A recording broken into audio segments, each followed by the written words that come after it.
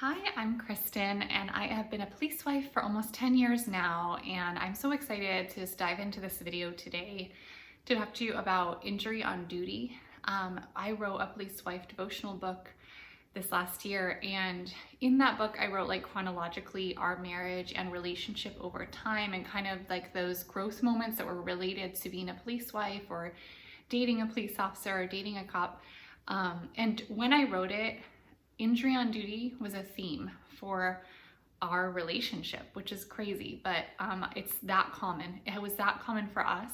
And so I feel like I haven't had a video on this, and I have received a couple of questions about that from police wives on my Instagram community. And so I want to talk about that today with you guys. And I'm going to talk about kind of the biggest one, but it's not the only injury on duty kind of situation that we've had, but I'm going to focus on that and kind of how we got through it. So that's what today's video is about. I have no notes today. I'm just gonna like go with the flow. So if you don't know, like I already said, I have a book and an Instagram page. I'd love you guys to check me out there on Instagram and check out my book where I talk more about this, and you can get like the story a little bit more in depth maybe than what I'll see today. So in 2020, which is when a lot of stuff happened for a lot of people, COVID, etc., the day that the national emergency was announced, I was sitting in a waiting room waiting for Rick to get out of surgery due to an injury on duty, and he was having lower back surgery. And it had been an injury they had a while ago. They tried everything like PT and all of these other things, and nothing would help him. And a lot of times he would literally, like, we have two boys at the time, they were 3 and 5. He would be like lying down on the floor, like for whatever reason the floor was the most comfortable for him, and he like just couldn't be as active anymore, and it was like really bad. So even though he was just turning, he wasn't even 40, but almost, I think he was 39. He was kind of young, the doctor said, but if it would improve his quality of life, which I'm gonna ruin the ending here, that it did, it was worth it. It was going to be a big deal to have the surgery, but that the doctor believed it would improve his quality of life. So lower back surgery is different than the other parts of the back, and it was pretty close, like to his tailbone, like pretty low, where he needed that surgery. So anyway, just in case you know more stuff about that than mine, every recovery might be different for every person, but they literally lengthened his spine a little bit when they did it. So it's a really big deal. It's going to impact everything else. The doctor told us he would probably be able to hold our boys again in like 6 weeks, which was, even thinking about that at the time of being a working mom.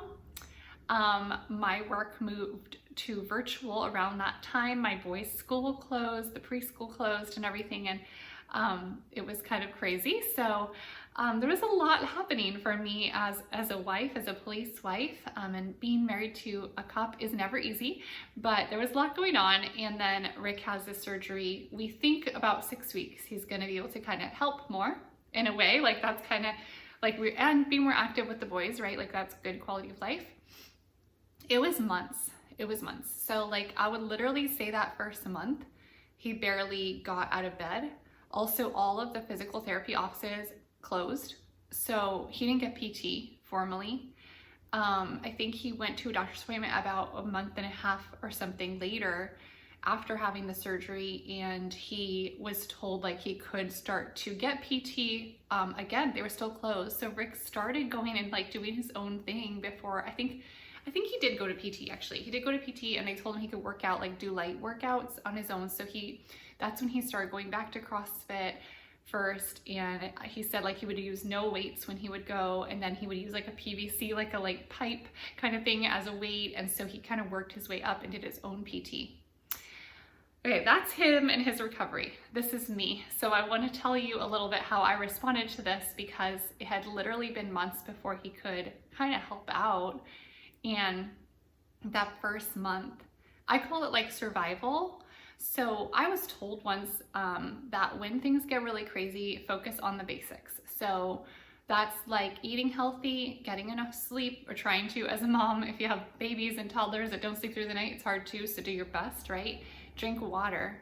work out, like do a little exercise for yourself. Even if you are a mom and you're busy, go on walks with your kids outside. Get vitamin D. The sun gives you natural vitamin D. It's the best way to get it. And that is actually so good for your mental health and physical health and all of that. So I really just focused on those things.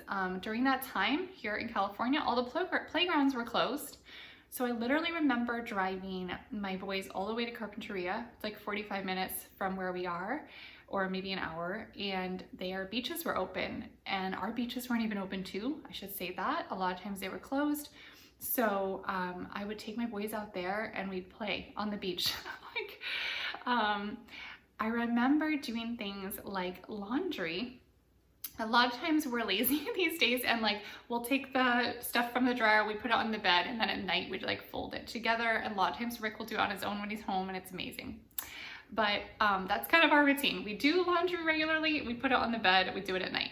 Well, Rick was in bed for at least a month, and so I don't really, and our laundry is like a closet, sits next to our bedroom. So I would, instead of doing that process because I just wanted to get it done, I would take it out of the dryer and fold it right away. I was on the floor doing it. I would fold it right away, put it away, done. So everything was about like kind of just efficiency, getting it done, not thinking about it. Rick always tells me like during that time I was his rock, and I didn't complain, and I was just there for him. And it's so true. I knew like this was something we need to get through together. This is who I need to be right now. I need to take responsibility for the kids. I think as police wives, we're often used to that. Like we're used to solo parenting, so it wasn't that big of a deal, but it was a big deal knowing there's not like a day off coming up where he could be there and help us. And I didn't really know when it was gonna end because it seemed to last a long time before he could kind of even be present with us. Like we have an upstairs, downstairs townhome, and he was upstairs in our room, basically like bedridden, like I said, for a month at least. And then he would start to like come down for meals, but even like sitting on the couch was uncomfortable for him. We just got a new couch. Actually, this is, our friend gave it to us because our old one was really funky. Like we've just had it a long time, and like the cushions were not that like comforting anymore and like supportive. So I think he was uncomfortable downstairs, so he would stay up a lot upstairs. But eventually he recovered, and I've made like reels about him like basically every year. I need to post a new one of like his recovery and just seeing how like honestly he's stronger than he was before now. I think that going through that experience, like he knew before going back to work that he needed to be able to be not just like a normal person's recovery, but be able to wrestle someone else, you know, be able to wrestle someone younger and stronger than him. So I think it pushed him to like do more rehab than the average person would do before going back. I think when he did go back, he was light duty for a little bit, and then before we knew it, like he's back full duty. And if you guys think about that timeline, he basically went back to like riots and stuff, and we're in LA, Los Angeles. So yeah, it was a lot to take in. That year was rough. That's honestly the reason, partly, that I started my Instagram page and like speaking out more about police families. And I'm so thankful that I did because I love our community so much.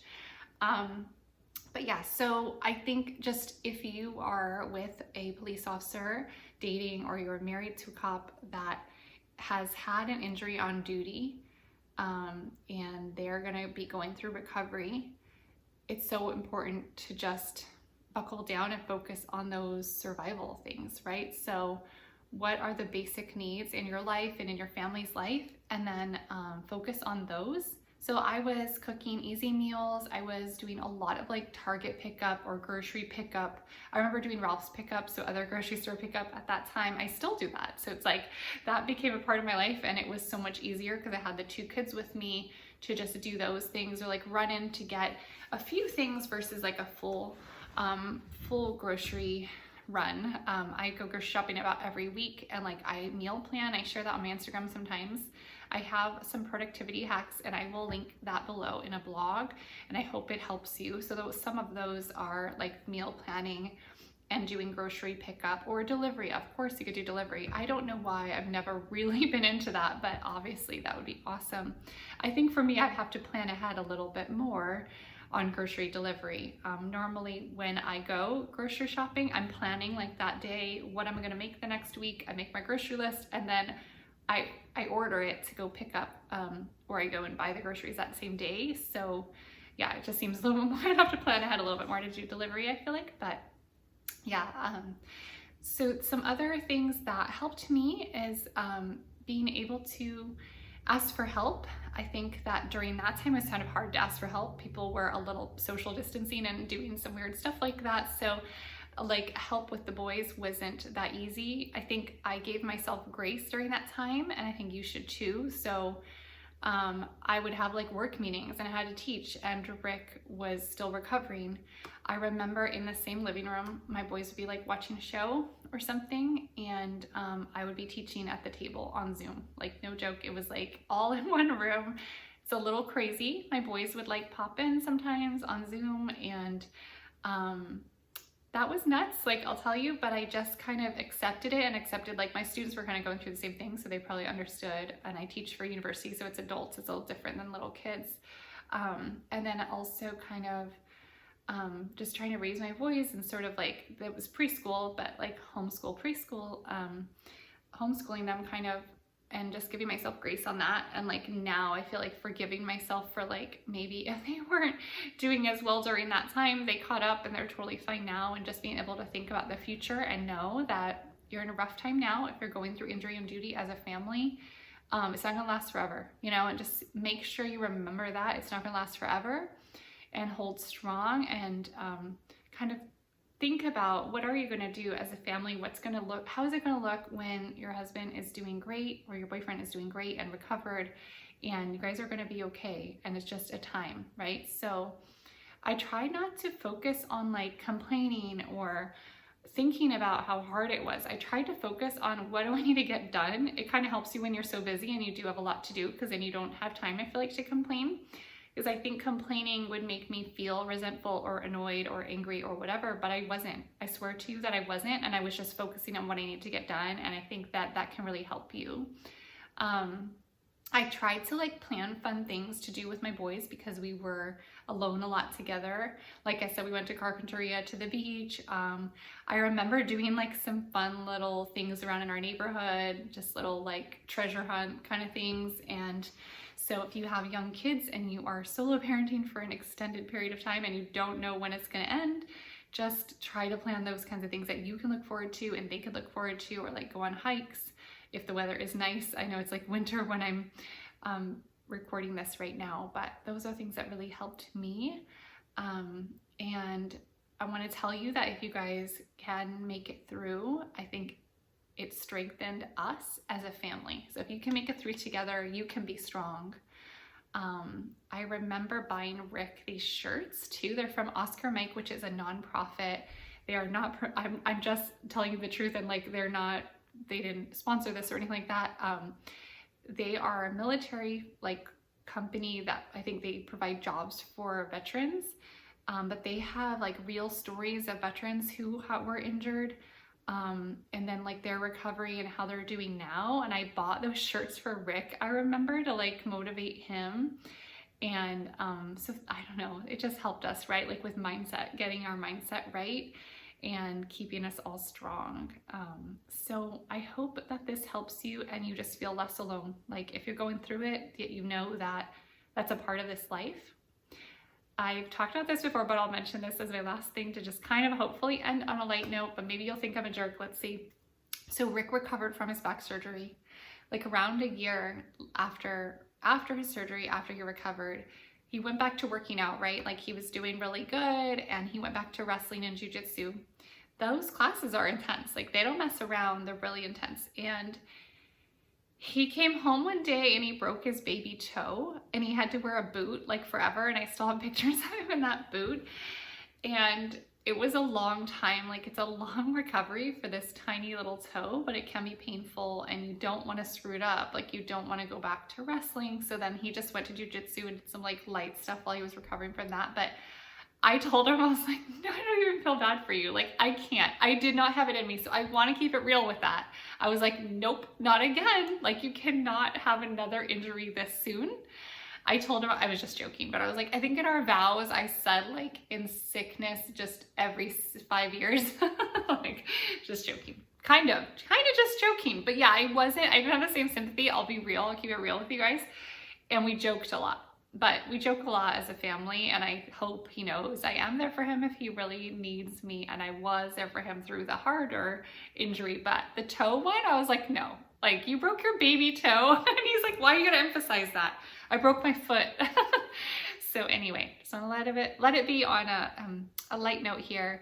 I hope that if you're going through this hopefully strengthened you, and we use humor in our family to kind of get through things. It's a part of resiliency, and I hope you guys can do that too, and just focus on the basics. You've got this. Thank you so much for watching. I'll post a new video next week. Have a great day.